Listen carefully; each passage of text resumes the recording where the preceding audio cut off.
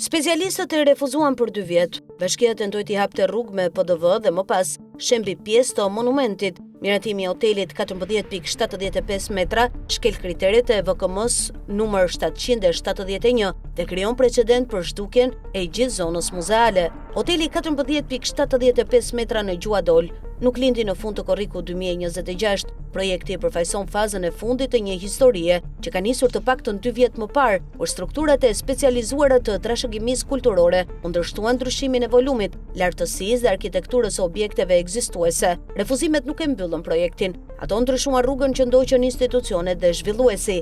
Fillimisht, Bashkia e Shkodër tentoi të miratonte një plan të detajuar vendor për zonën nga kisha e fretërve drejt te kompleksi ku parashikohet hoteli. Sipas materialeve të siguruara, PDV-ja e kthen tek këtë segment të qendrës historike në zonë me ndërtime 6 dhe 7 katëshe.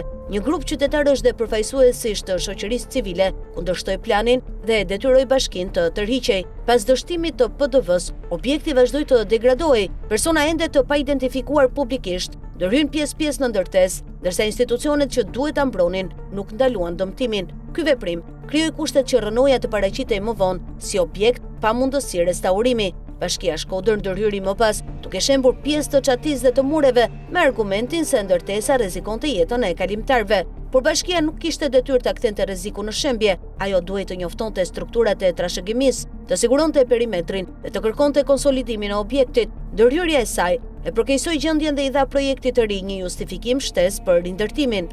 Këtu lind pyetja kryesore administrative: kush e lejoi degradimin, kush urdhëroi shembjen dhe mbi cilën ekspertizë teknike u mbështet Bashkia e Shkodër. Projekti i paraqitur më pas nuk rikthen vëllimin historik. Ai shton një kat mbi ndërtesën qendrore 2 katëshe, nga 2 kate mbi objektet anësore 1 katëshe dhe zhvillon krahun drejt rrugës Luiq Gurakuqi deri në 4 kate. Lartësia kalon nga 7.63 metra në 14.75 metra. Neni 10 i VKM-s numër 771 fraksion 2020 kërkon respektimin e raporteve urbanistike dhe vëllimore, trajtimit arkitekturor, pamjeve të jashtme dhe volumit ekzistues. Projekti nuk respekton asnjërin prej këtyre kufive. Ndërtesa e re nuk prek vetëm parcelat e investitorit. Ajo dominon ndërtesën e shoqërisë kulturore Rozafat, banesën e dapërdakëve dhe siluetën tradicionale të Gjuadolit. Specialistët e DRTK Shkodër dhe të sektorit të arkitekturës në IKTK e kanë dokumentuar këtë konflikt me matje, fotografi dhe krahasime grafike. Nëse drejtuesit e miratuan projektin në fund të korrikut,